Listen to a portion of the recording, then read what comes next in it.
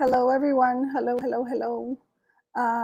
So tonight we are going to talk about the tragedy that has struck Chicago Police Department and a lot of people, a lot of police departments all over the world. When something happens to one of us, it happens to all of us. And I'm talking about police officers all over the world. I'm talking about family members of police officers, friends of police officers. And we're going to get into that a little bit today. I have a very special guest joining me today. Let's welcome Anthony Russo. What's going on, Shelly? How you doing? I'm good. How are you? Living the dream. I feel that. Yeah. So today And I didn't. By the way, I didn't say if it was a good dream or a bad dream. To be very, very clear. So today we're going to honor.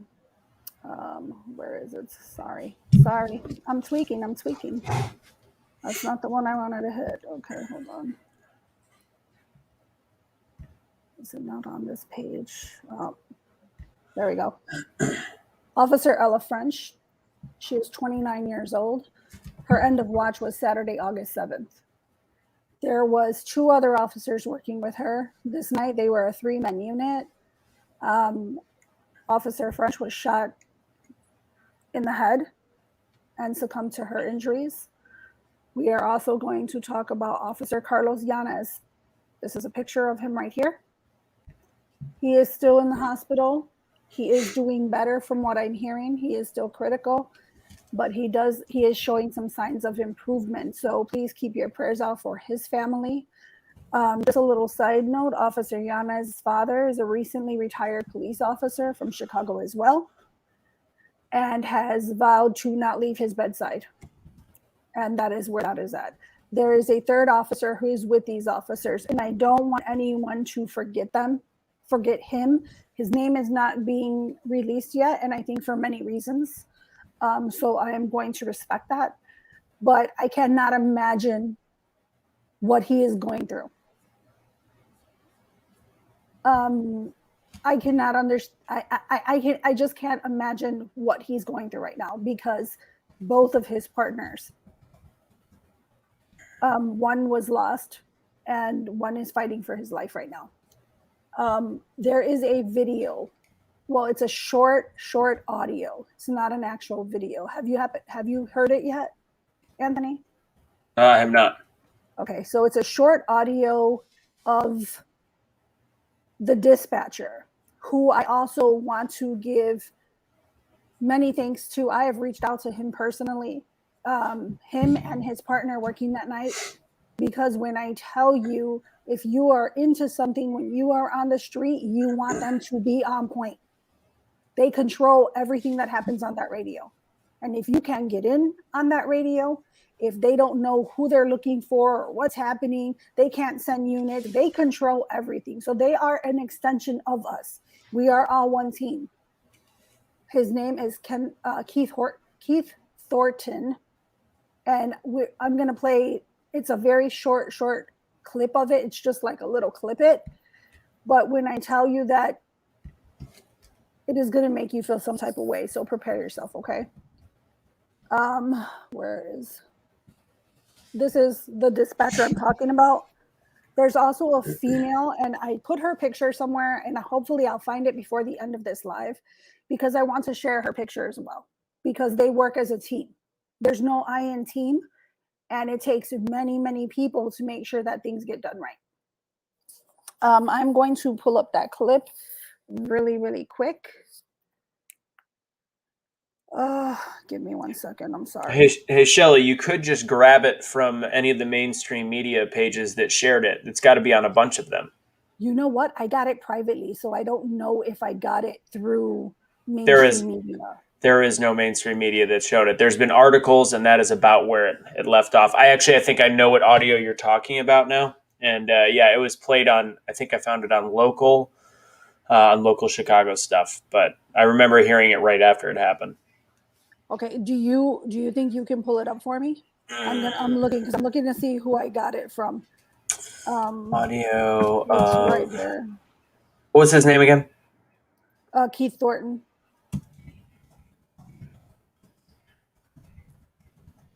Did I see it? I feel like it might have been an Instagram post that somebody had. See if this is it. About a minute and a half long. It is, it's about a minute actually. I got it. Through. You got it? Yeah. It's not going to be, it'll just, go ahead. No, go ahead. No, I'm just going to play, it's on like a Twitter feed, so it's on heavy.com, but I'll just go ahead and bring it up. There you go. Okay. Let's see. I believe as though this is the correct one. I'll let you know if it's not. Okay. Let me know when to hit play. All right, whenever you're ready. Unconscious officer. 736, repeat, I'm sorry. That's the unconscious officer, correct? 10-4, okay, is someone in the back with her? Is someone in the back seat with her? 10-4 squad, not my part. Okay, listen to me. Take that damn vest off right now and start compression. Start breathing. Whatever we got to do, start it now. While you're driving, the officer in the back with her, take the vest off and start compressions now. You got the air. 736, compression started almost 15 minutes ago.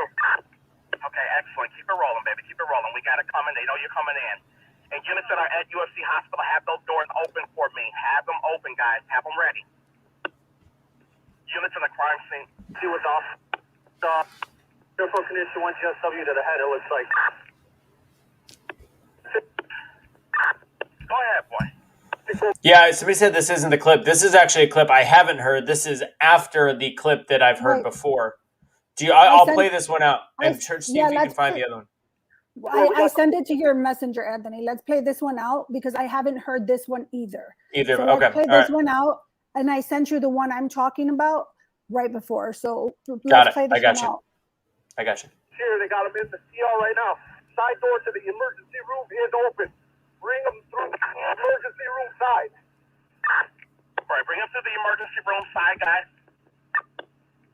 Guys, male officer going to the ER. Bring him to the emergency room. And the other female officer, please get her in there, guys. Make it quick. Be safe getting there, but make it quick. 736, my officer here is on the head between the eyebrows. That's 4. 3, repeat that last transmission. Shot in the head between the eyes. Both officers unresponsive in the hospital. You'll see. Well, he was working all the way until the minute they got him in there. Correct. All right, I'm going to share the other one you sent. I just sent it to your messenger. I got it. Now, the one that Anthony is about to play is right when everything is happening. The one he just played was them getting the police officers to the hospital. They threw them in the back of squad cars and are getting them to the hospital. Correct. Should be this one right here. All right, here you go. Starting now. Yep. Whoa. Officer down. I got an officer down. 10-1, 10-1, 6-3 in Bell. Officer down, shots fired at the police. Officer down, male black, a blue Cubs jersey. He's shot at the police. 6-3 in Bell. Give me some units. 713. Stay off my air. Everybody stay off the air. I got an officer down, 6-3 in Bell. Start rolling. I got an officer down, 6-3 in Bell. Officer down, 6-3 in Bell. Give me some units. I want a perimeter set up in the location looking for a male black in a blue Cubs shirt with a male black. Perimeter set up 2 blocks east, north. And wearing all black. Okay, I got a all black. Give me 2 ambulances needed for 2 officers down. 7637 Adam, 10-4, we got him coming. 6-1 boy. Get those officers right at the corner, 6-3 in Bell. I want a perimeter set up 3 blocks north.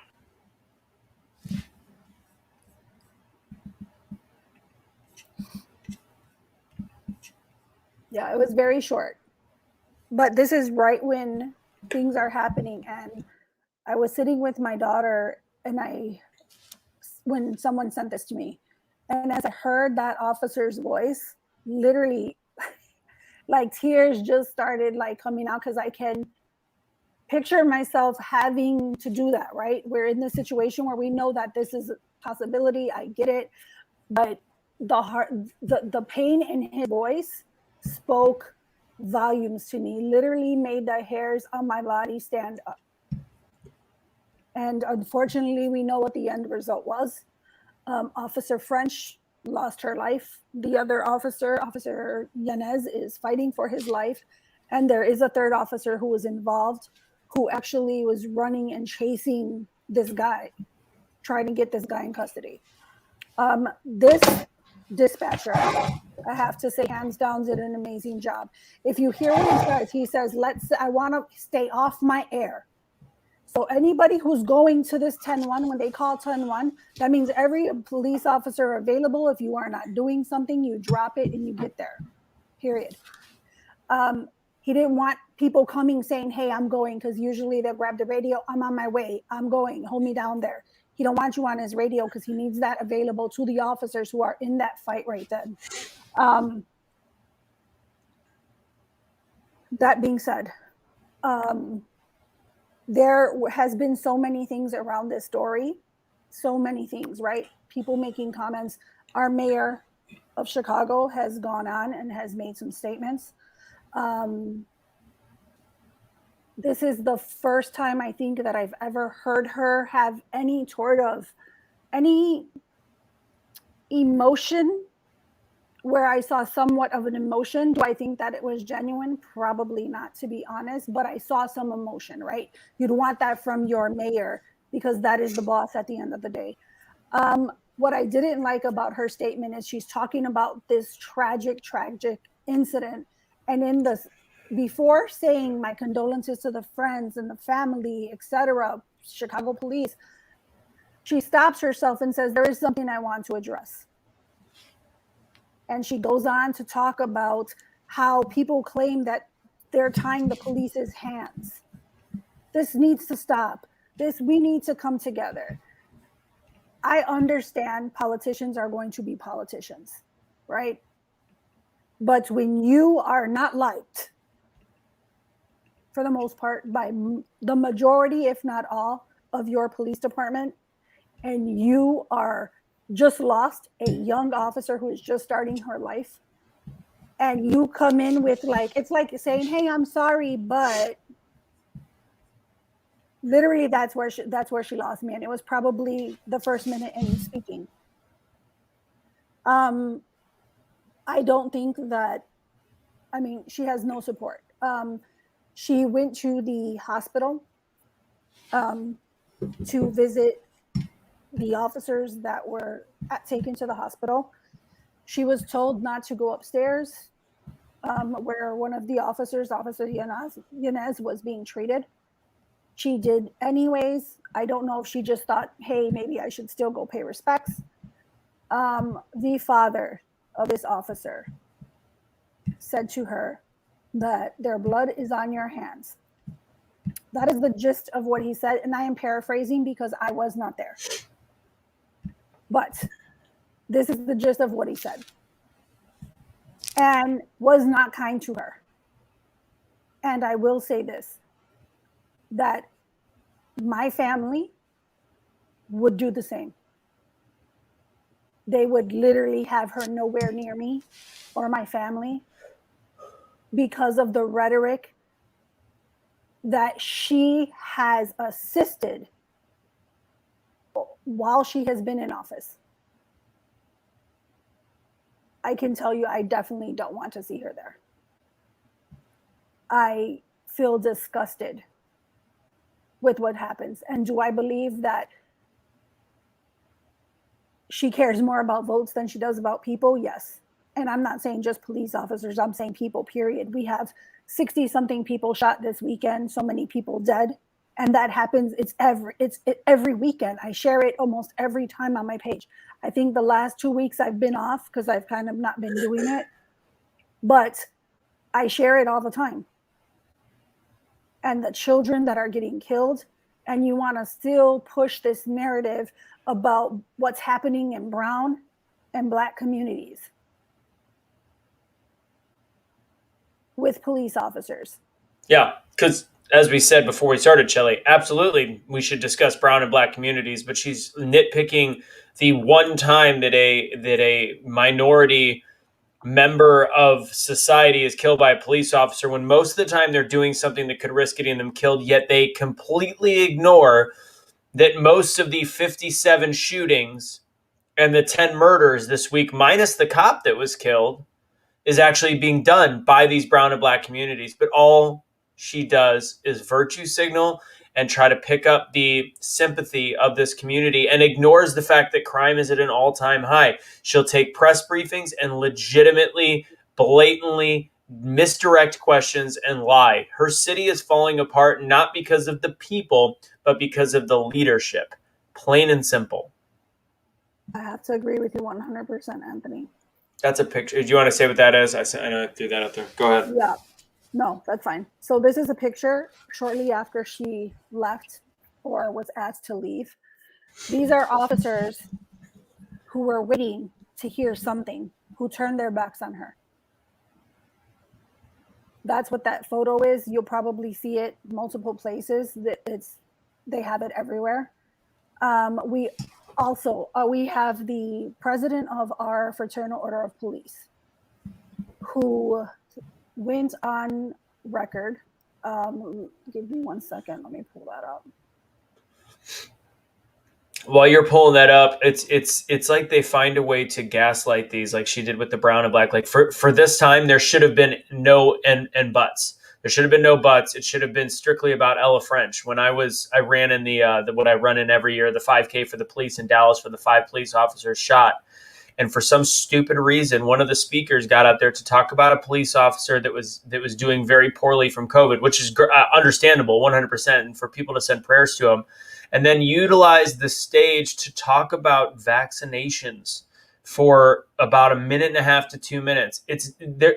When we're talking about the lives of officers like Ella French or the 5 officers in Dallas or any police officer that is killed, that is the only conversation in that moment. You do not gaslight it. You do not bring up other stuff. You strictly focus on the loss of life. And for some odd reason, there's just this new thing that we can multitask our grief with other randomized complete bullcrap, and it's terrible. Correct. I agree 100%. There should be no ifs, ands, or buts about it. It should have been about Ella French. It should have been about Carlos Yanez and the other officers who were on that scene trying to make sense of what's happening and trying to get somebody who is obviously armed and dangerous. You just attempted to you killed 1 police officer, attempted to kill 2 others. So that's what it should have been about. Period. There should be no extra anything when it comes to that. And that was disgusting to me. Again, I think that the biggest problem, what people don't understand, is when you politicize policing, this is why we are where we are at right now in today's times. Yeah. Politics should not be involved in policing whatsoever. I'm going to share the president of the Fraternal Order of Police. His name is John Catanzara. He has very outspoken about the way he feels about Mayor Lightfoot, etc. He has no hair on his tongue whatsoever when it comes to her. And I'm going to share that with you guys right now. Give me a second. Nope, this is the wrong one. That's not the one I want. This is the one I want. Oh, when you have way too many screens up. Give me a second. Sorry. You're good. At one point, today apparently is what was it, yesterday? 7-year anniversary of Michael Brown being killed. And there's a post that, to me, perfectly sums up why we're in the position we are, is based on how many people just eat into the bullshit that's going on. But we'll discuss that after this. Go ahead and show the video. Well, there was a post also of Barack Obama recently made a statement, and he brought up Eric Gardner and Michael Brown. Well, how do people still bring up Michael Brown?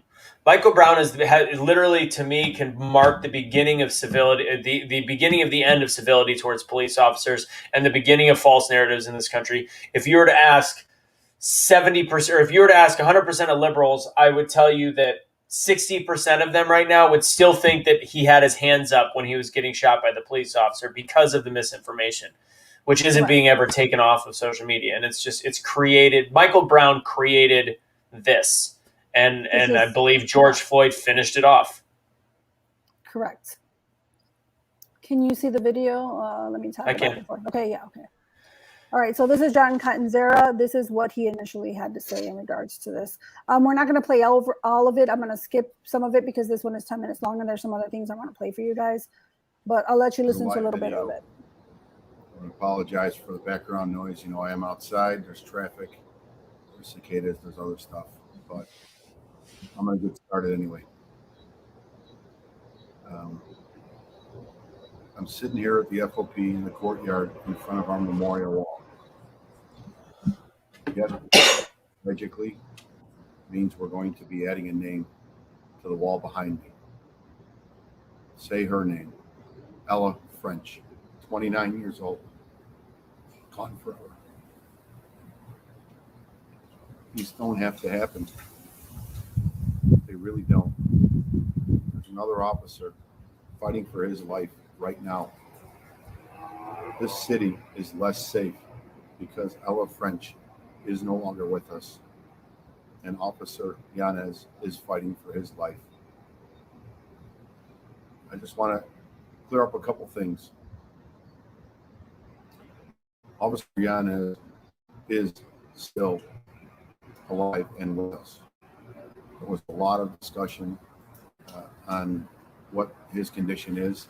The city will be giving an update, I'm told, at some point on his condition. But the violent incident that led to everything yesterday is not, sadly, a surprise to the men and women of Chicago Police Department or the FOP. This anti-police climate that crescendoed last year still persists today. There is an extreme rise in attacks on law enforcement. We're all aware of the numbers.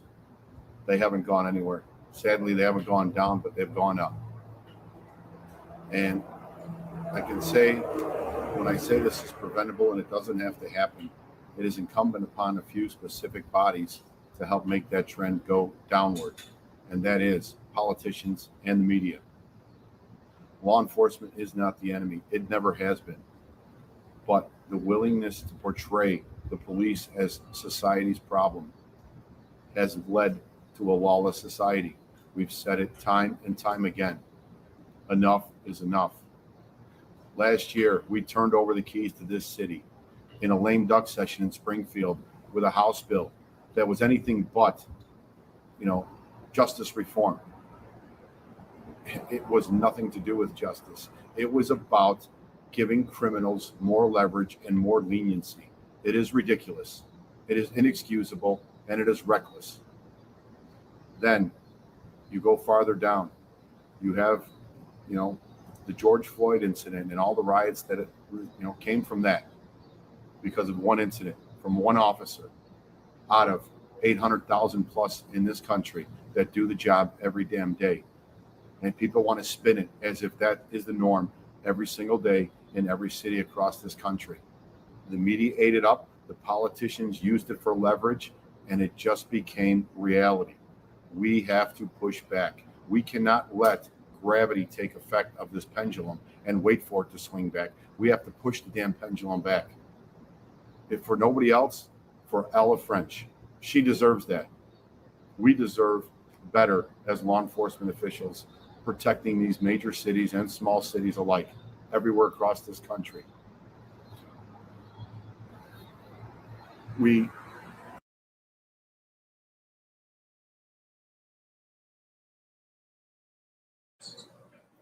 I'm going to stop it there because he goes on to talk about some other things, but he does not have hair on his tongue, period.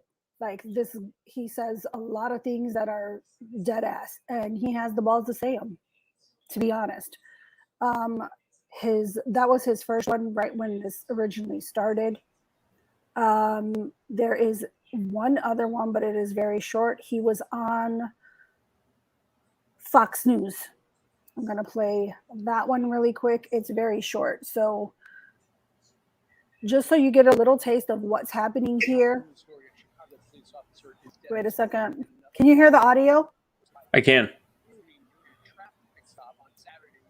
It's a little light. No, I can't hear it at all. It's coming over your mic, I believe. Here to react is president of the Chicago fraternity of police, fraternal order of police, John, good morning to you. This is one of those things that is unfortunately not so. Our top news story. All right. Sorry. You're good. Let me share the screen. I need to share the audio.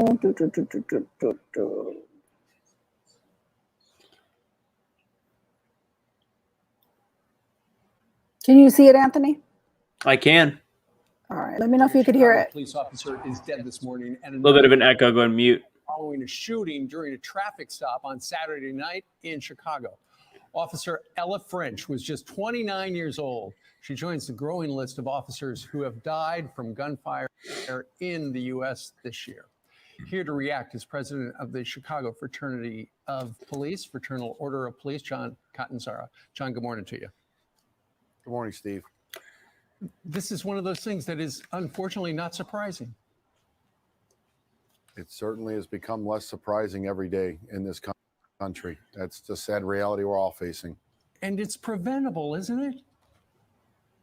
Well, it certainly is. You know, we say that it's an inherent risk when you decide to be a law enforcement officer, but the reckless policies that are permeating throughout this country make it more and more possible every day, and it's inexcusable and it is avoidable. John, last year there were protests all across the country regarding the killing of George Floyd. A lot of people were talking about defunding the police. The public opinion of police wavered. Where are we now a year later regarding all of that? Well, I know specifically here in Chicago, the city council finally stood up and had a voice and called the superintendent to the carpet and had a very lengthy discussion about police policies and where we're headed in the city of Chicago. They need to do that more often, and they certainly need to do it again and follow up, because there was a lot of answers that weren't given. But Ella French was the future of this police department, and this city is less safe because Ella French is no longer with us, because she was murdered by a violent individual that has absolutely been encouraged to do violent things by the people who run this city and state.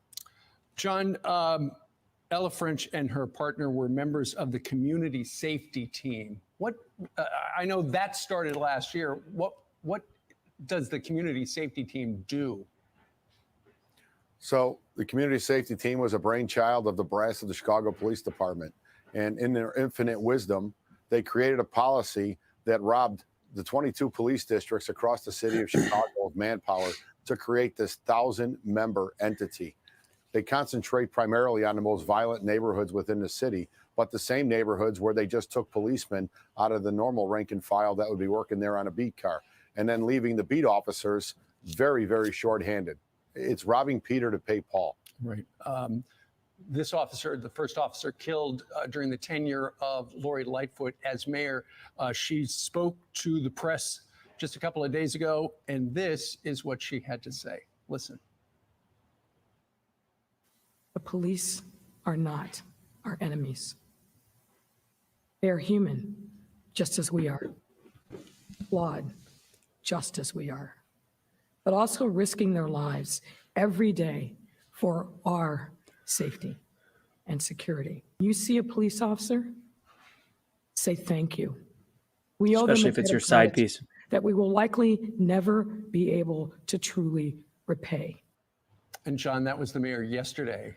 But that was important. She said it out loud. The police are not our enemies, because unfortunately there are a lot of people in the United States who don't like police officers.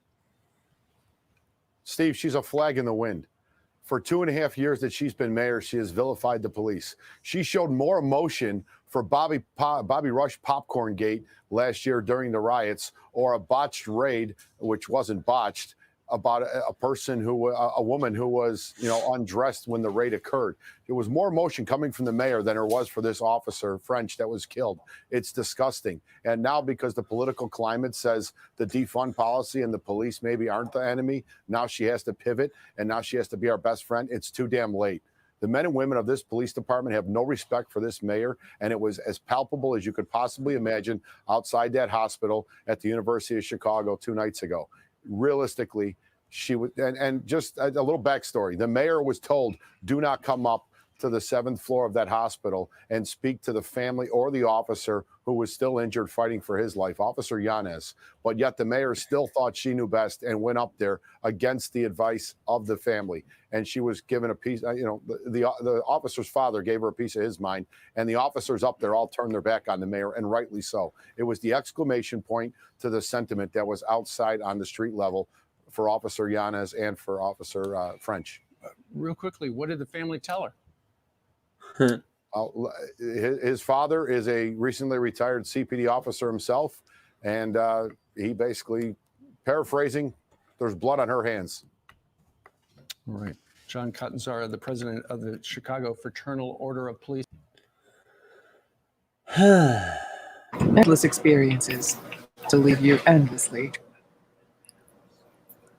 So yeah, Yeah. that was basically what he has to say about it. And he's usually, the second video you saw, he's always like that. He will say what he feels.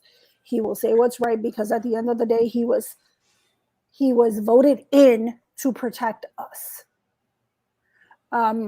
If Anthony, can you do me a favor? I sent you something through Messenger.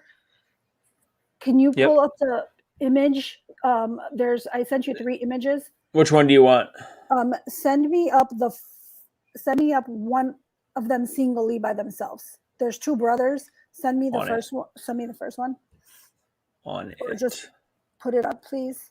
I gotcha.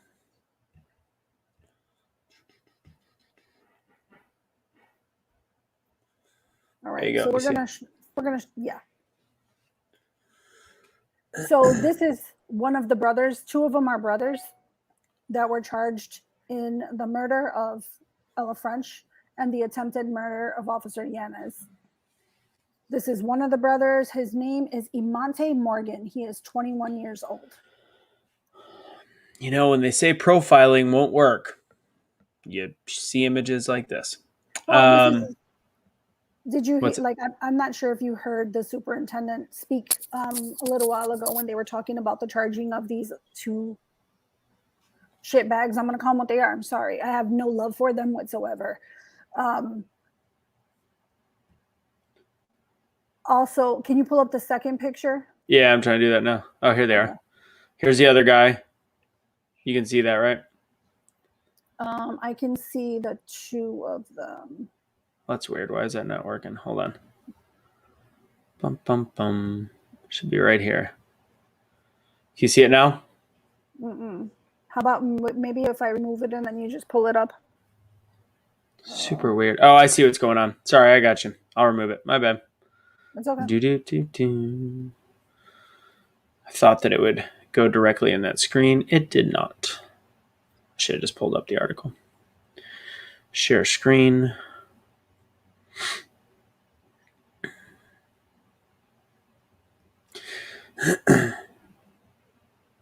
All right, you see it now? Yep. So you got this kid as the other one, and then where's the 2 of them together? I know you sent that too. I was in there too. It's all right. I'll find the other one. But here's the other kid. I'll put the other one up too. So that is the other one that was charged. So there were 2 males in the vehicle and a female. They have not charged the female because, according to the superintendent, there was no evidence she did any wrongdoing. If they find evidence, they will charge her. That's what he stated. So for some odd reason, I can't pull up the one of them together. I don't know why. Okay. That's fine. Yeah. We showed both of their faces. So are they brothers? They are brothers. It's got to be different something. Different dad, different mom. Something's different. Yeah. Well, No. they're both of their last names are Morgan, so I think it's the same dad. Dad. Okay. Yes. So I believe it's the same dad, to be honest. I'm looking up. Have you heard what the superintendent of police said today? I did not. Well, I'd actually be really interested in your response, and I want to see if you catch something. I already know because I've watched it repeatedly. Yeah. But Yeah, I want to see if you catch it.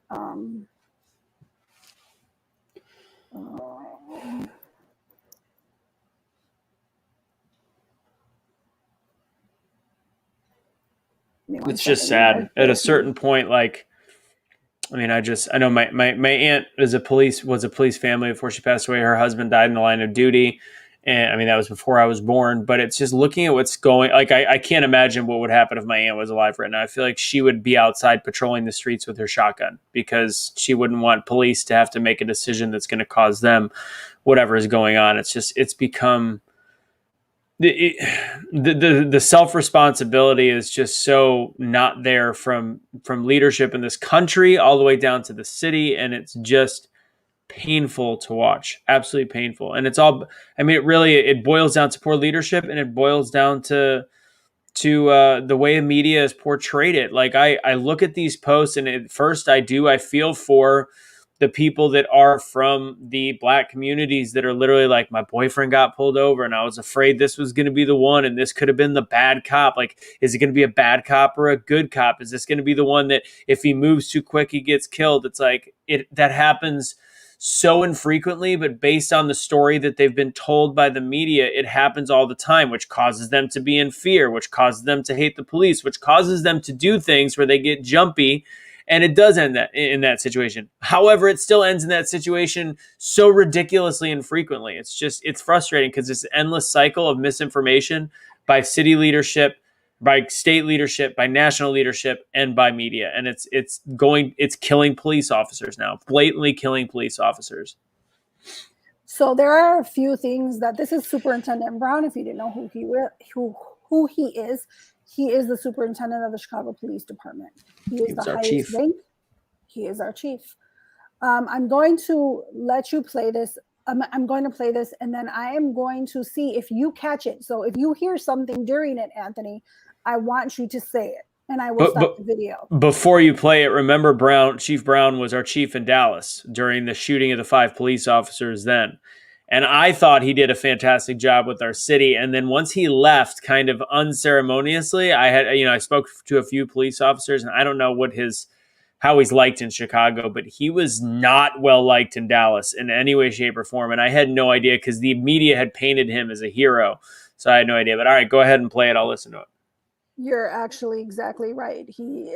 I don't think he's well liked. I feel that people feel like he's not from Chicago. So having someone come from Dallas and run our department when crime is very high here, and someone who has not worked here, lived here, and someone who just is picked by the mayor. So they're kind of I think a lot of police officers feel he just does what the mayor tells him to do, basically. I think that's the feeling out here. But he says some very interesting things during this. Let me know if you could hear it, because I'm going to toggle back and forth so then I can mute myself. Sounds good.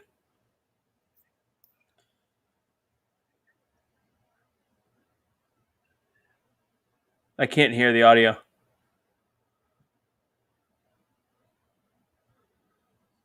You want to send me the link and I can throw it up? Let's see what the hell's going on. Kimber Sullivan has something to say. She said she didn't have a baby. It was a rumor started by a fake GoFundMe. Oh, it could be. It could be. And she is deceased. Really? She had 3.5. I'm gonna look into that. There's so many things. I don't know why people are like either not talking about that or not saying it. I don't know. But I will find out and I will get back to you guys. Again, I'm not sure either. So let me know if you could hear it, Anthony. But thank you for that. I appreciate that. On a vehicle with 3 occupants. There were also 3 officers in the same car Can you hear it? that stopped Yeah. the 3 occupants. During the course of this investigation, officers were fired upon and they returned fire. One of our officers was struck by one of the offenders' bullets and sustained a fatal gunshot wound, and she is deceased. She had 3.5 years on the department.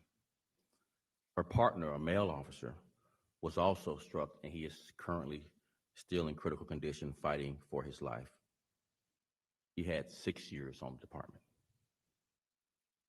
Officers returned fire and struck one of the offenders who was taken to a local hospital. An update on the offenders in custody. Last night, there were 2 offenders in custody. Was yet to be located. This morning, we captured the 3rd offender, the female offender, and she is in custody. All 3 offenders are being interviewed at Area 1 detectives. A weapon was recovered on scene at the time of the arrest last night.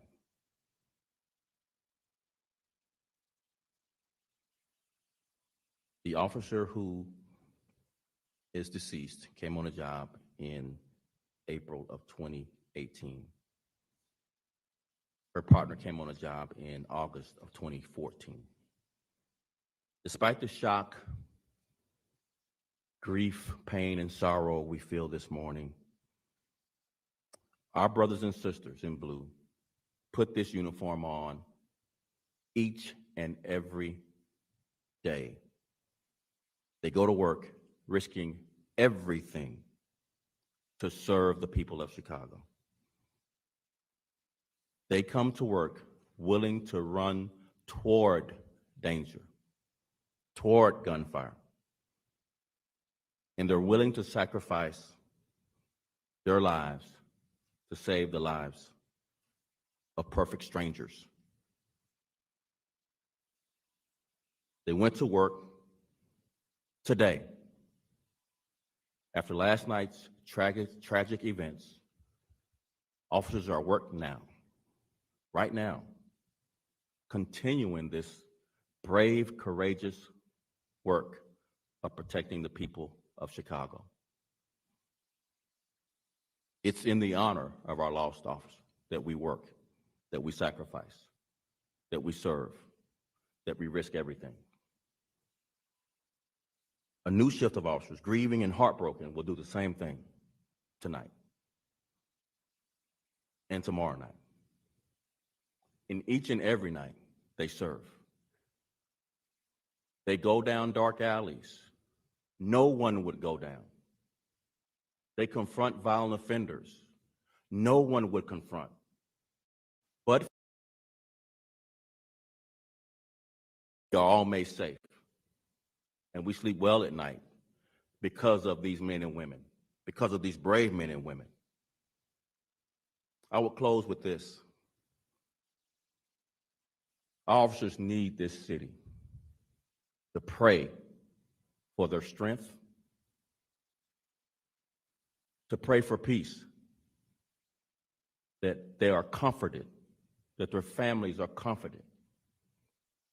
I'm asking Chicago to wrap their arms around our police officers today and encourage them to continue their great work in protecting us all. I'll turn it over to the mayor now. Thank you, Mayor.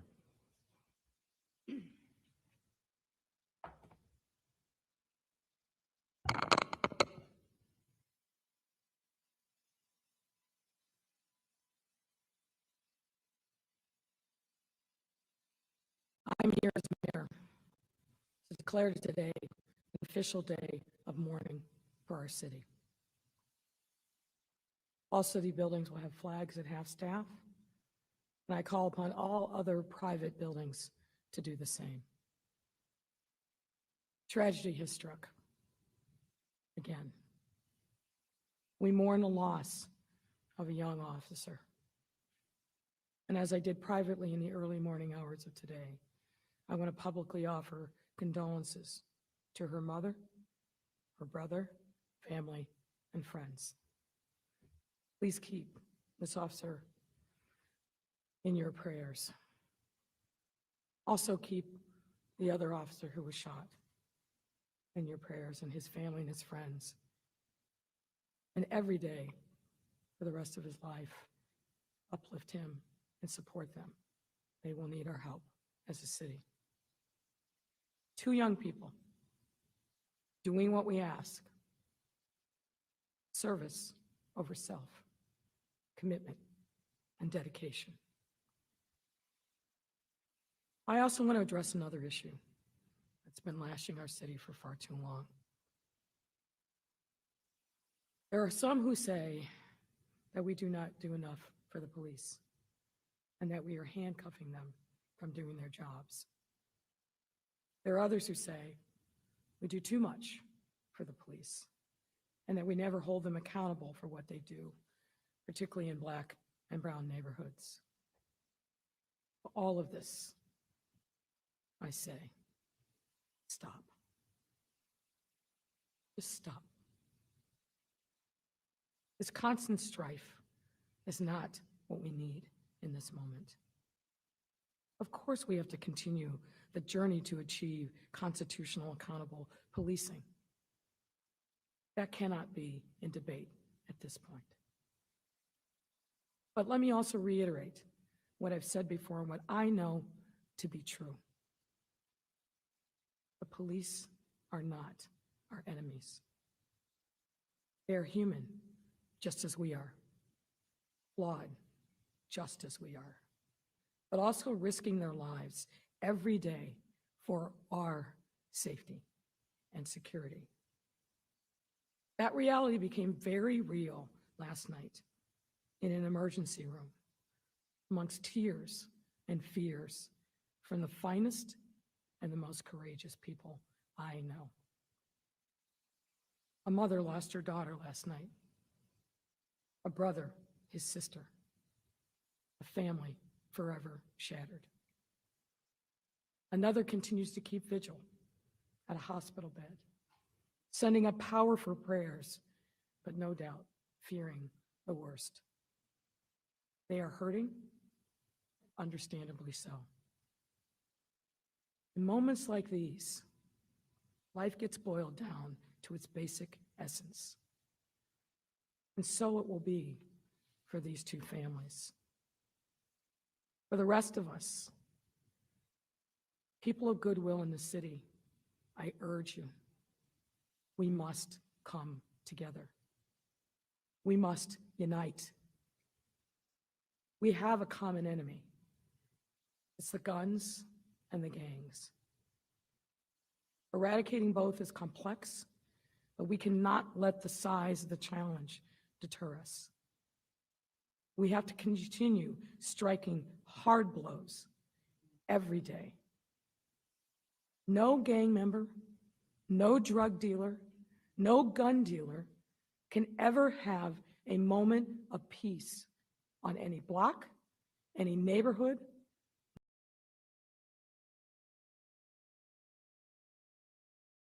We must be and single-minded in our determination. Okay. Can you hear me? I'm gonna make sure I'm not muted. Okay. You're good. I get it. One of the I had posted some comments up, and one of the people that had said, "Please turn her off." That was his comment. Please turn her off. He is a retired police officer. I will say that he was an amazing police officer. Chicago lost one of their finest because he decided, I'm not going to deal with this bullshit anymore, most likely, and I'm out of here, period. Why would I stay? This is not the one I wanted to play. I'm sorry. You guys know this toggling back and forth makes it a little difficult for me. But this was the original one that I told you about, where she's talking about this and she sounds somewhat genuine, and then she kind of she feels the need to throw other shit in there about tying police officers' hands and stuff that's happening in Black and brown communities with police officers. I'm like, I just don't think right after a female officer made the ultimate sacrifice and another one is fighting for his life, that there's any room for that.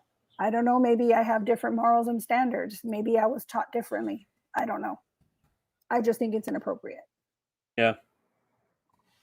It's ridiculous. I mean, yeah, since it wasn't the right clip. I mean, first off, there's this cadence in their speaking that, like, when you talk that slow, I'm sorry, I don't feel as though you are speaking from a place of genuine pain.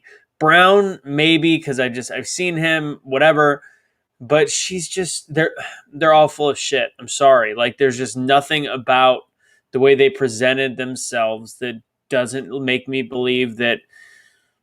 It shows their frustration, but no ownership whatsoever. And I think maybe that's it. There needs to be some kind of ownership, plain and simple. Exactly. And there's just none.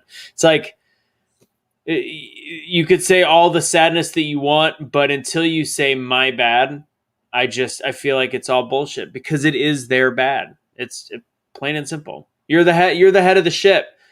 You're the head of the ship as the mayor. You're the head of the ship as a superintendent, and you take zero responsibility. I agree. It's bullshit. I actually agree with that 100%. I know that you're not feeling well, so if you want to jump off now, that's fine.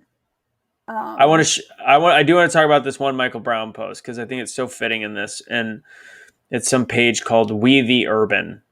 So it's got a picture of course, Michael Brown and his graduation digs.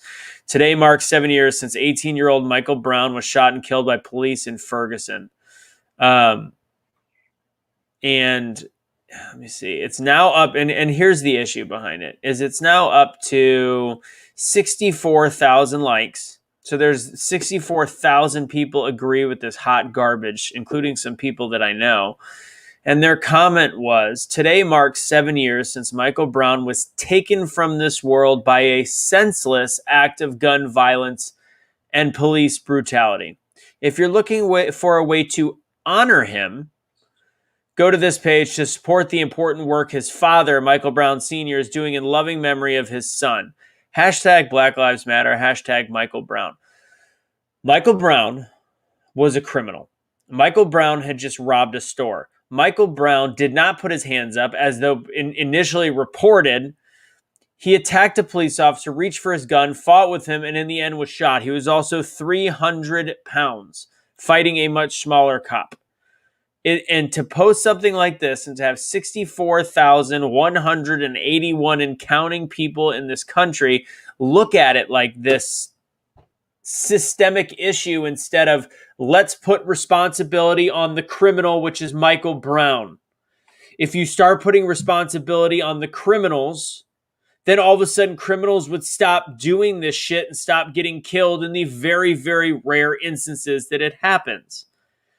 It's seeing stuff like that, and then seeing the post, like I said earlier, underneath it, like, I don't know what's going to happen if I get pulled over. Is it going to be a good cop, or is it going to be a bad cop? The question is, are you going to be an idiot, or are you going to actually just take your ticket or explain your situation? That's what it's got to do with. It doesn't have to do with being black or white, period. Like, and it's that kind, that is a perfect example of what leads to Ella French dying. Acceptance of criminals. That is what leads to this shit happening. That's exactly my final words. It's bullshit. And it just, because I'm from St. Louis. So Michael Brown, to me, as I've said, was the beginning of the end. It was the beginning of the end of civility. It was the beginning of this assault on police. And it's leading us to a place like, police die in shootouts, and that's sad. We're now getting to a point where police are being assassinated in the United States of America.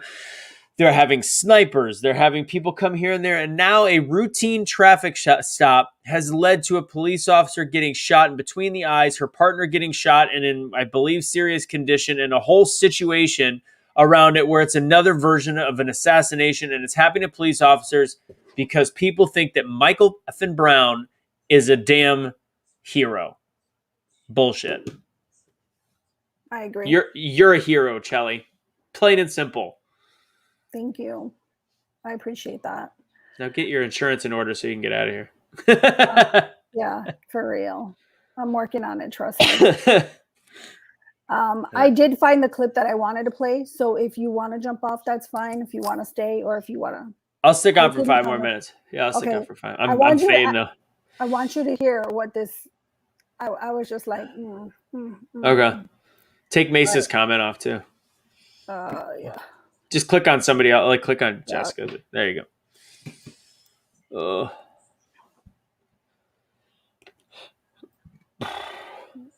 Remember to share the audio.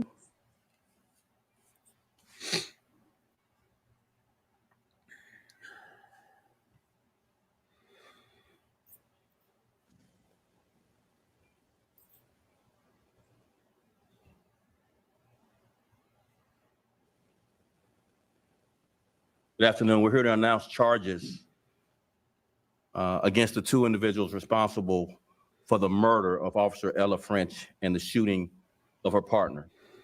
This is the first step toward justice as we work to honor our fallen officer and her partner. The two offenders are brothers.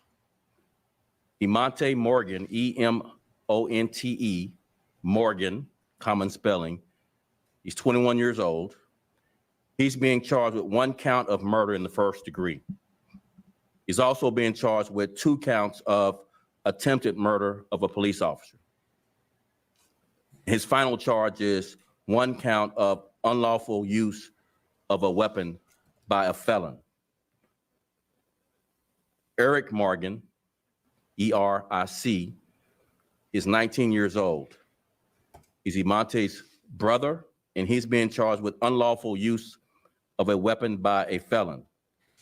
He's also being charged with 1 count of aggravated unlawful use of a weapon with a prior conviction, as well as obstruction of justice.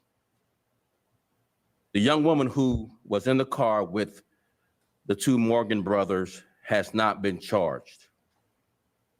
Each gun recovery is a potential deadly force encounter, as I've said many, many, many times at this podium, every Monday after a violent weekend.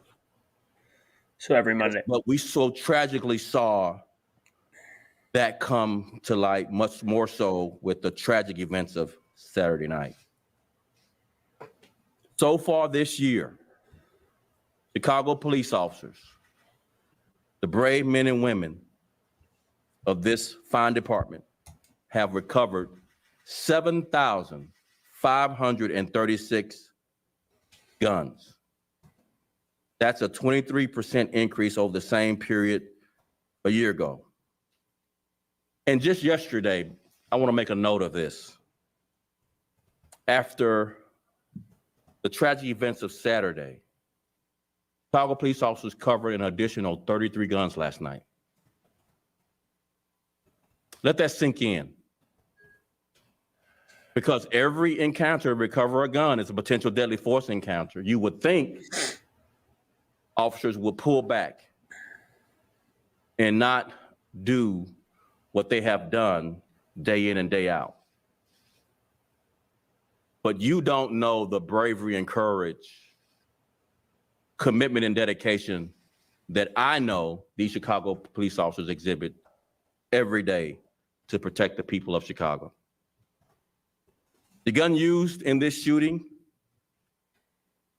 and this murder of Ella Fitzgerald was illegally possessed and was the product of a straw purchase.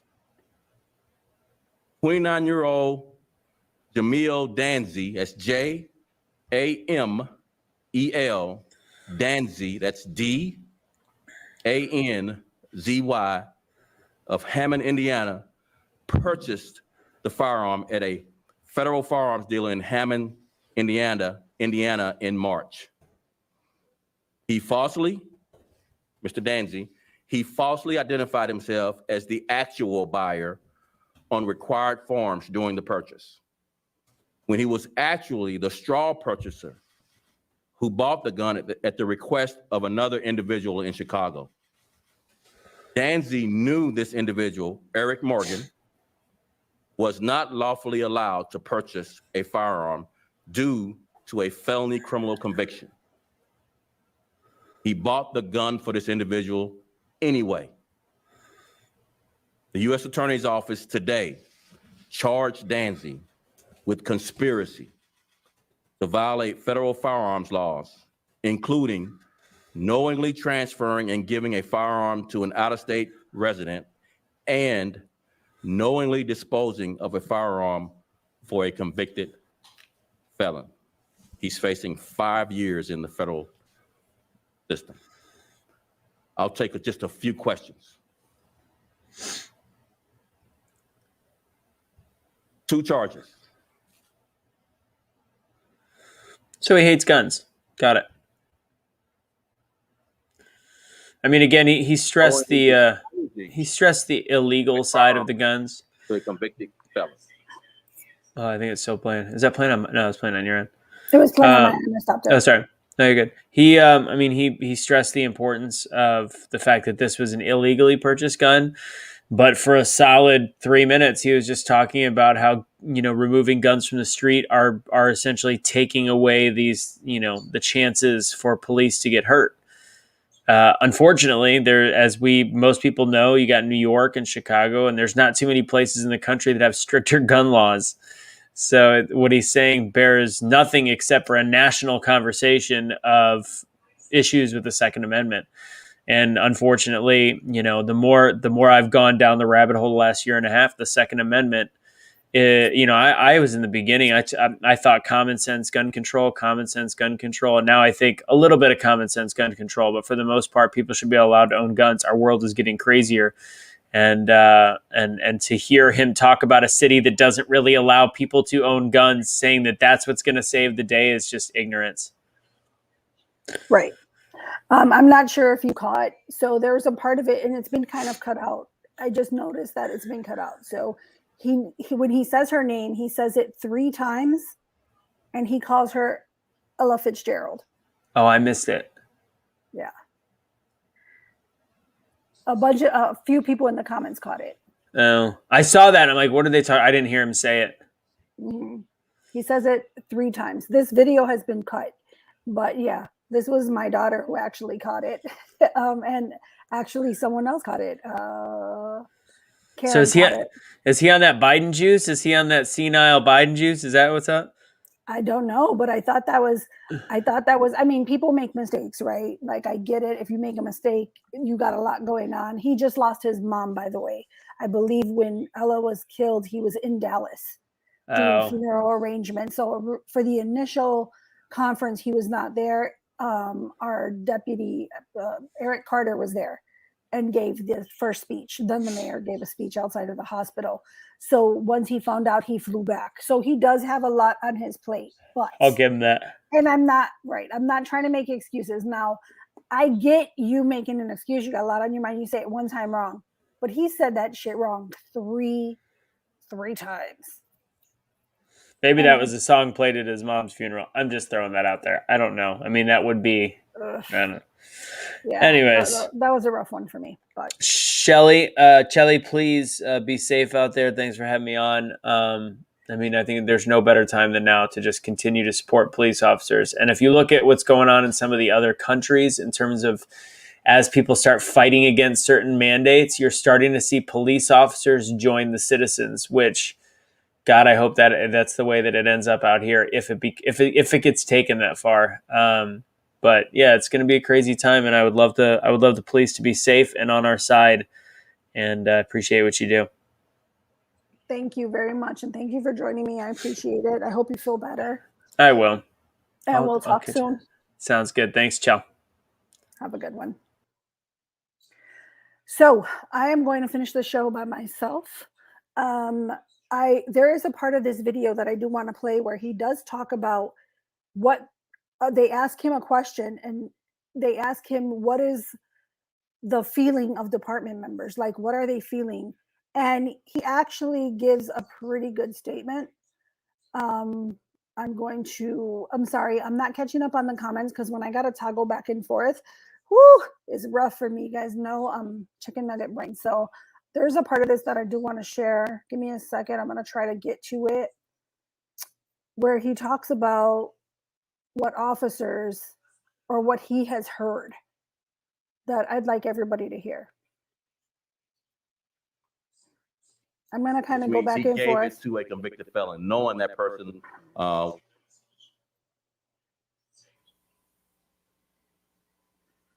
Just bear with me. I know So there might be an echo. The offender who is charged with first-degree murder of Ella, and I won't entertain finger pointing at anyone or anything safely in our homes at night. These are dangerous people who don't mind Sorry, you guys. conduct of these officers trying to protect the people of Chicago. And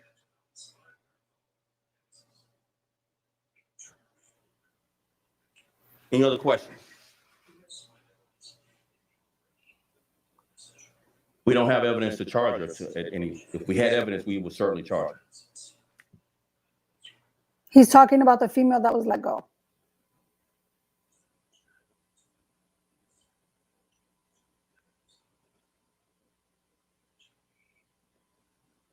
I don't know who those some people are, if that's you or somebody actually told you to ask that question.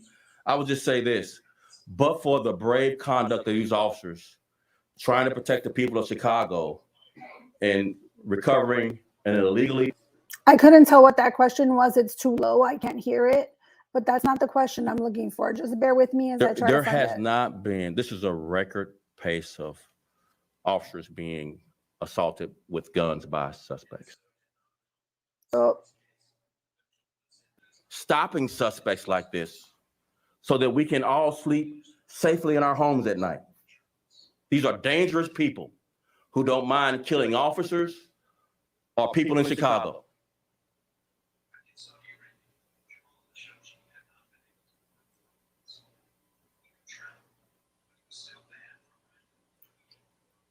That sounds right. Yeah. I can't hear the question. Sorry, you guys. When I can hear the question, I'll let you know. But we're going to kind of just play this out because otherwise I'm not going to find it and I'm going to miss something that I really want to share. There has not been, this is a record pace of officers being assaulted with guns by suspects. There's not been a year on record with this level, this number of officers shot at or shot. As you know, last year there were 79 officers shot at or shot, which was a 500% increase from 2019's number.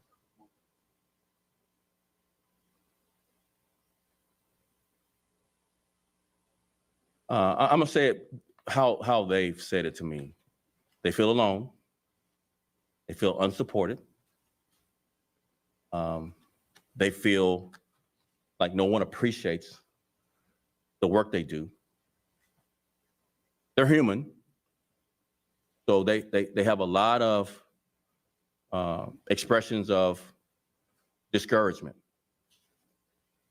And I would just ask the people of Chicago to support their police officers with kind words of support.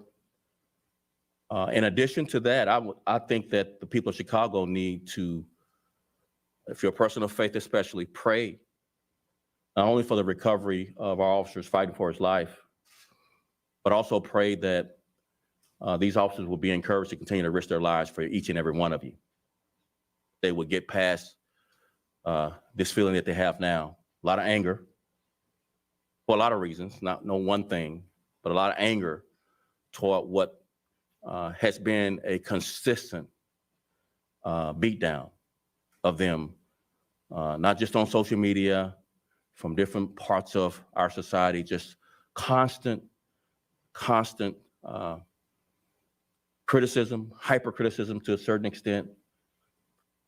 When they do something well, no acknowledgement, no penetration in the news cycle of their great work for any consistent way, only the criticism of the mistakes they make without acknowledging the risks they take.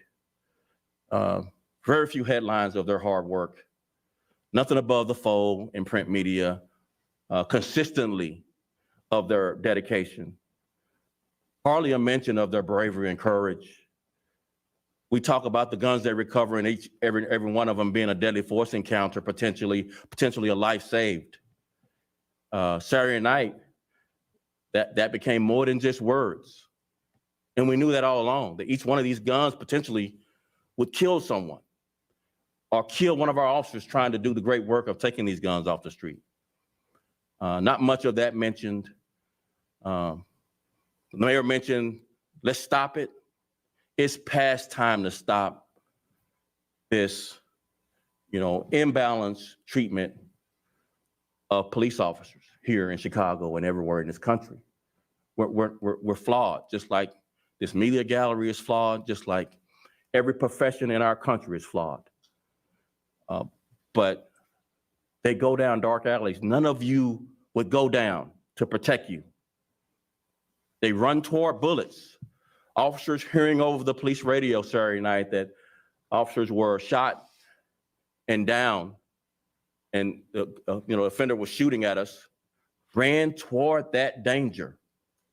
No one would do that, but these brave men and women run toward bullets being fired, run toward danger of a murder of another officer, run toward that, risking their lives to protect the people of this city.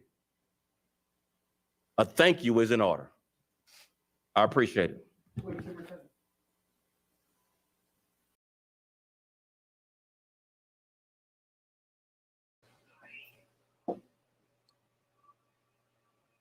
So I wanted to share that because they asked him what were police officers feeling. And he was very honest with it. So that part I do appreciate. He was very honest about it. He said exactly what he's been hearing. One of the comments said that he won't say the mayor's name. I think that he knows better than to say her name. That's what I think personally. Also, on this, again, please don't. I want to make sure that everybody on this page remembers this face forever, because this is a true hero. This is what a hero looks like.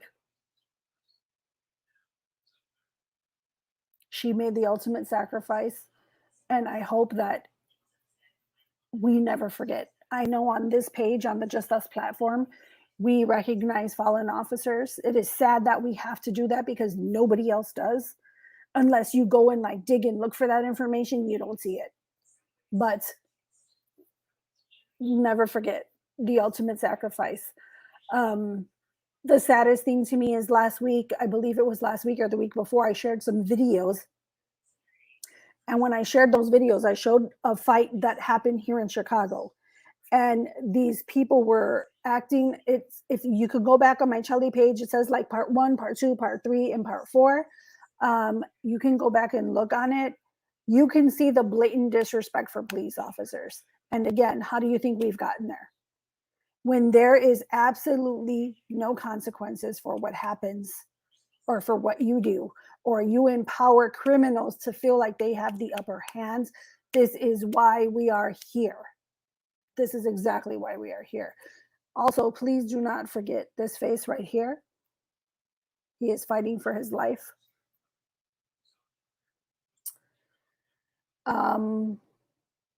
This is the dispatcher who handled that beautifully. Absolutely beautiful. Anyways, there are more things that I want to share, but unfortunately, since I'm by myself, it's hard to pull them up. And if I toggle back and forth, for some reason, my comments get stuck, and then I have to kind of play with that for a while. But I wanted to come on here. I have gotten hundreds of messages asking, how am I doing? What's going on? Messages of love, messages of support. Just wondering where I'm at with it. It has been heartbreaking, to say the least, because it affects every police officer everywhere, because this could be any of us. On that note, I wanted to try to get my children to jump on, but because they're all over, and my oldest daughter, I haven't gotten her responses because she is working and she has not been feeling her best, but I will post them when I do talk to her. I haven't had a chance to speak to her yet, but I spoke to, of course, my kids and I are very close. We have a very close relationship. So I spoke to the people that I would say are the closest to me, and I want to read you some of their responses, just so that you get a little bit of picture of how it affects not just officers, but it affects family, it affects your friends. I have an officer friend who I will not name his name because I didn't ask permission, but he is family to me. He is a single dad. He has 2 young daughters. And his mother lives in Puerto Rico. His father is here, and he does have a sister. But we spend a lot of time together. And I said to him, you need to get your affairs in order. And what I meant by that is if something happens to you, because I consider him family, like I better have access to that hospital. Like, and I didn't say that to him, like, oh, I better have access. But the people that are closest to you, the people that know you the best, the people that love you wholeheartedly, like, I want, he knows me and he knows my heart and he knows that I would do absolutely anything for him. But I shouldn't be even having to have those conversations. You know what I mean? I shouldn't have to, but I did. So this touches people in crazy, crazy ways. So I'm going to start with my second oldest daughter. I don't know if she's watching. She was on earlier. But I said to her, do you have fears about your parents being the police? Her answer was yes. The fear is never knowing if the last time I saw you would be the very last. Fear of you not coming home. Oh, she's here. So that was her answer. And this is just to give you a little perspective and a look into people's families, because every family goes through it, right? Every time you hear that news media coverage, every time you don't know where your parent is, if they're working, or your brother, your sister, your loved one. And just so that you know, my daughter, she is dating a police officer. They live together. So she has parents and her significant other that she has. These are all her thoughts, right? So I said to her, have you always had those fears? She says yes, because of the nature of what you do.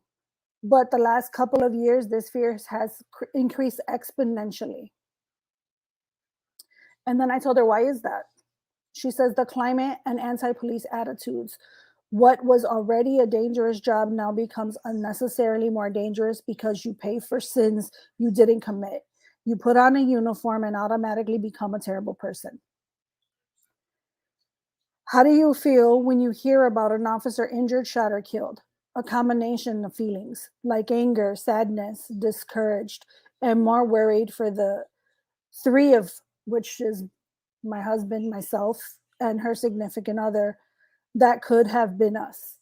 Because that's the thought that goes in her head, is that could have been us. That could be any one of you.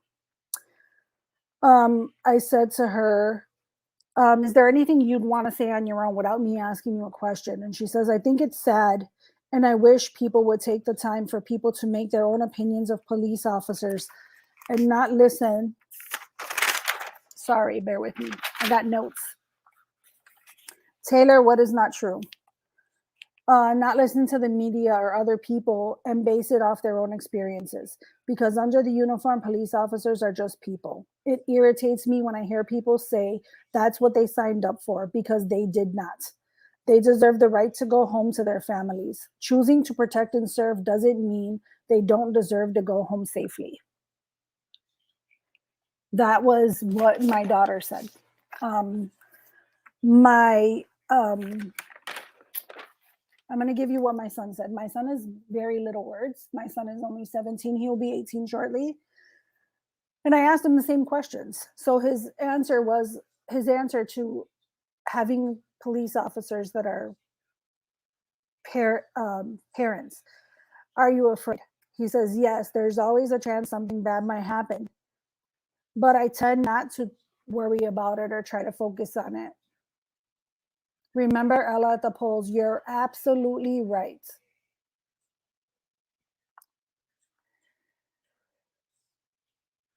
I asked him, sorry, I have to go back to these questions because, I didn't write the questions for each one. I go, have you always had those fears? And then he says, always. And then I go, how does it make you feel whenever you hear something about a police officer? He goes, sad, it's very unfortunate. And then he says to me, on his own words, not every police officer is a bad person. In fact, the majority are good people, and I mean mass majority. That is his own words. So I said, if you wanted to say something to the officers and family out there, what would you say?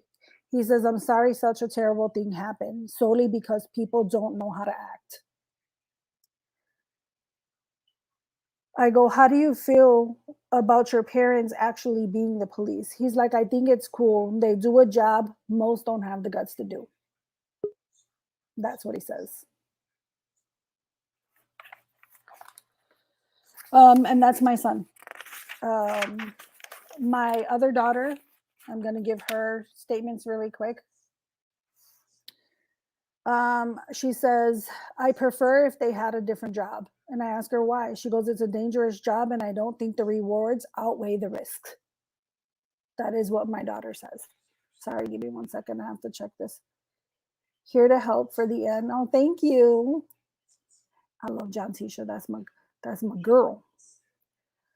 And then I asked about fear. She goes, I'm afraid for your safety. And when she says yours, she's talking about me and her dad. I'm afraid for your safety. Always been.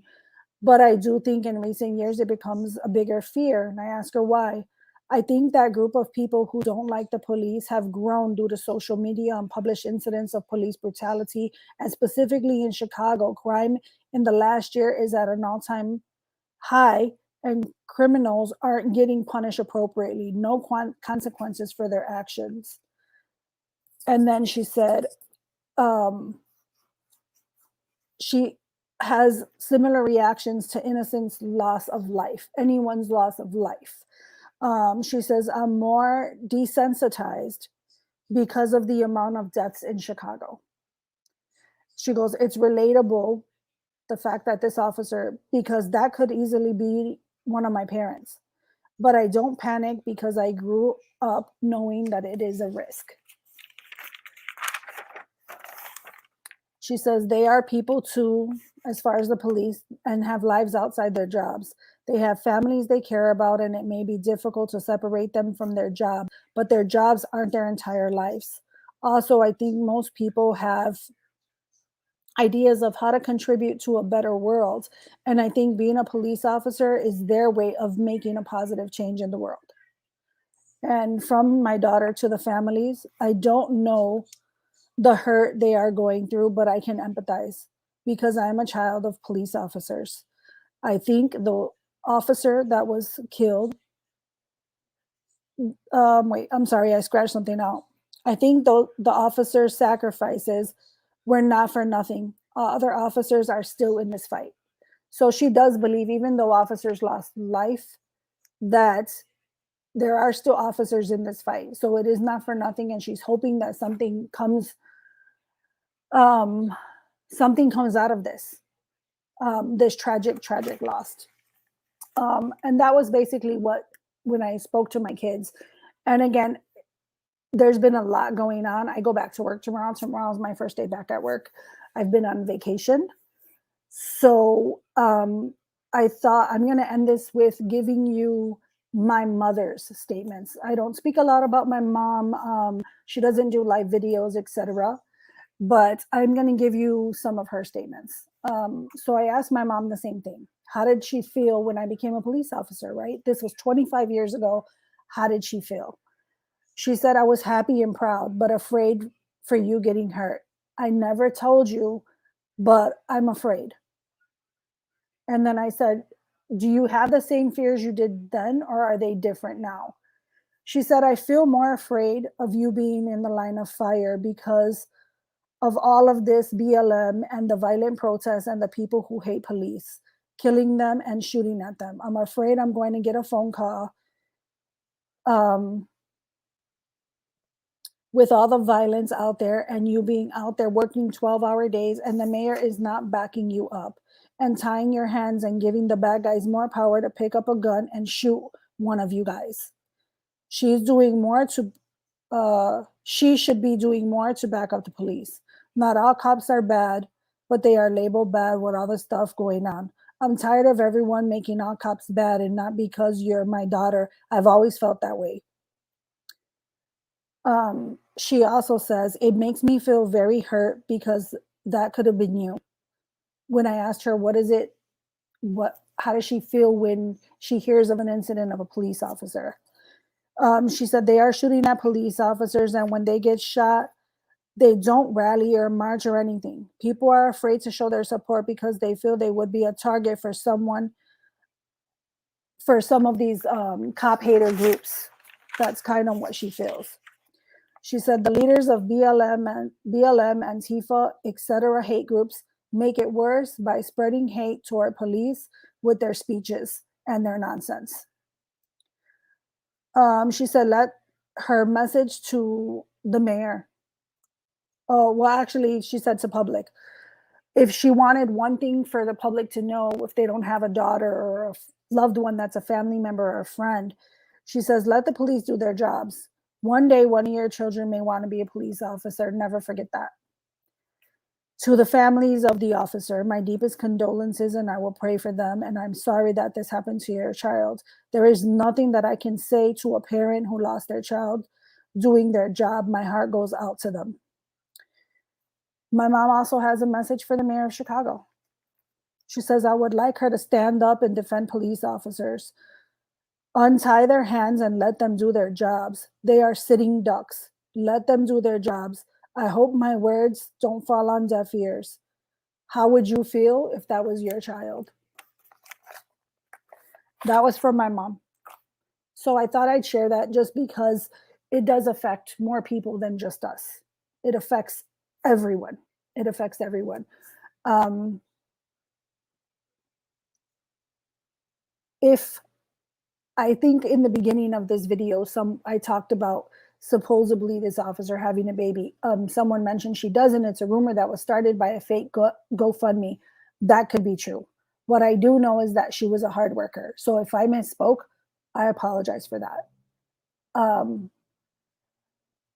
What I will say is we'll talk about what I do know. I do know that she was a hard worker. There was a child that was shot. She was shot. She's a month old. John Tisha, if you're listening, babe, can you pull that up so I can pull it up if you have access? The one with the little baby. So I can pull that up to show them that really quick. So this officer, Ella French, actually transported this baby to the hospital, and this baby is still alive till today. I'm going to pull up, if John Tisha is still there, if I can pull up the article, then I'll have it. One moment while I log in to get it. Okay, sorry. Let's see if I can pull it up. Maybe I can. Maybe I can. I think I can. I think I can. I think I can. It has been a long few days, you guys. And I think everybody's feeling that. Everybody here I know is feeling that. It's not been, okay, hold on. Where is it?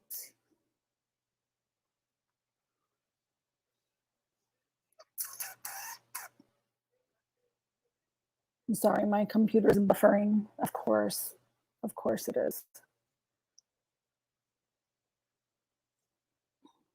All right, there we go. So let me share this really quick. I got it, Jatisha.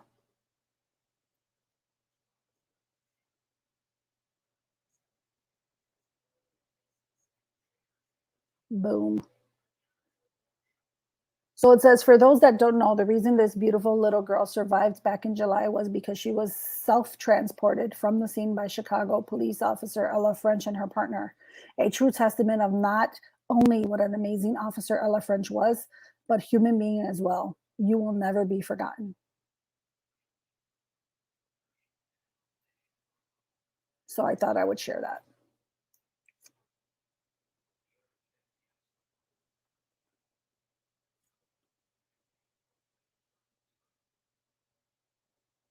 So sad.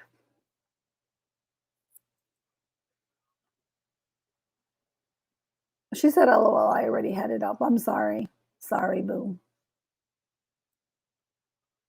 She's like, Chelly, you're killing me. Yes, let's never forget her name. And let's also not forget the officer Carlos Yanez, who is still fighting for his life in the hospital. Let's definitely not forget that. On that note, I think we've already been an hour and 30 minutes. I can talk so many things, and there's still so many things I want to share, but I think I'll kind of break it up little by little throughout the week. I will break it up little by little throughout the week. Again, my heart goes out to the families of these officers, to the friends, to the families, to their blue family, to everyone involved. My heart goes out to each and every one of you. It is truly very sad. I have cried some tears. I'm not a big crier. You guys know that, but it does hurt. It's heartbreaking. It is sad. We are in a really bad way because we don't have the support that we need. And yes, we do feel alone. Yes, we do feel like all we have is one another. To all my police officers out there, I will say this to you. Stay safe. Keep your head on a swivel. Remember that we are all we got. We are all we got. It is us having each other's back. I know there's time we can get into like cattiness with each other, or, for whatever reason, people have their little, disputes, etc. Just like you have them among family, etc. All I'm telling you is to be better than that. We are very small. There is a small amount of us out there. And if you heard the superintendent, police officers getting shot at is up 500%. The crime against police officers. So that's scary. And I am going to reiterate what my daughter mentioned when she said that it irritates her that people say, oh, that's what they signed up for. I saw some comments like that during press conferences. This is their job. He's not a hero. They're not a hero. This is their job. That's what they do. First of all, I want to just correct something. If you're one of those people who say that, you, my friend, need Jesus. I signed up to protect and serve. Okay? I signed up knowing that the job could be dangerous and that there was a risk that I would possibly lose my life sacrificing to save someone else. I did not sign up to be murdered for doing my job. I did not sign up for the BLM rhetoric. I did not sign up for the Antifa rhetoric. I did not sign up for all this hate. I've never signed up for that. I've never, ever signed up for that. Now, if I lose my life sacrificing to save someone else, so be it. So be it. I'm willing to make that ultimate sacrifice. But if I lose my life because some asshole has felt entitled to do whatever they want to police officers because there are zero consequences, I promise you that my family will not ever let that go. I do not mind sacrificing my life to save that of another person. I don't. But not because you've been entitled, because you get a slap on the wrist. Their job is to serve and protect to the best of their ability. They did not sign up to be gunned down in the street for just because of the badge they wear. Wholeheartedly. I do not have a problem sacrificing to save a life.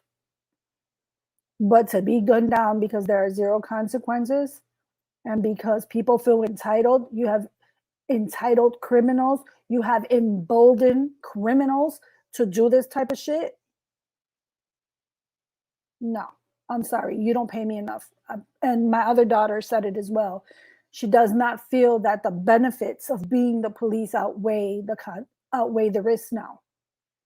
And this has been more and more over the last couple of years. So that's where we're at with that. Be safe on your return, Michelle. Praying for your well-being and that of Ricky and the rest of my blue family. Thank you. I love you. Now I'm crying. I'm sorry. I'm trying to toggle back and forth, and now my thing is messed up again. Hold on. I'm trying to catch up on a few comments before I jump off.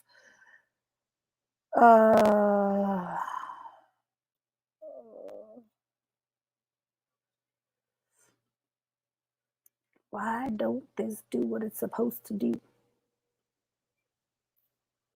Yeah, I'm stuck. I can't scroll through comments anymore. I don't know what the heck is going on. Anyways. Oh wait, someone's messaging me. I'm toggling the comments, lol.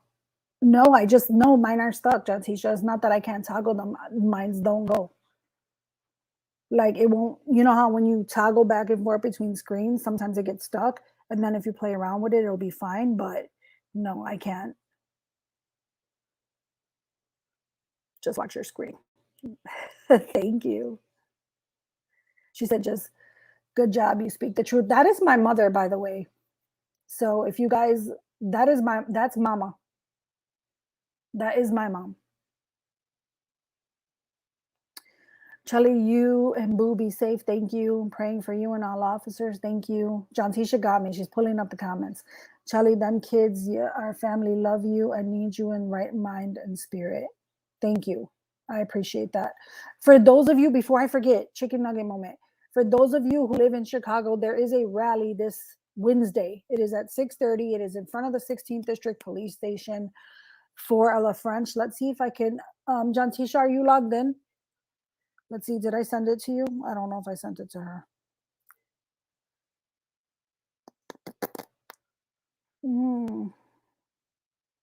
Hold, please.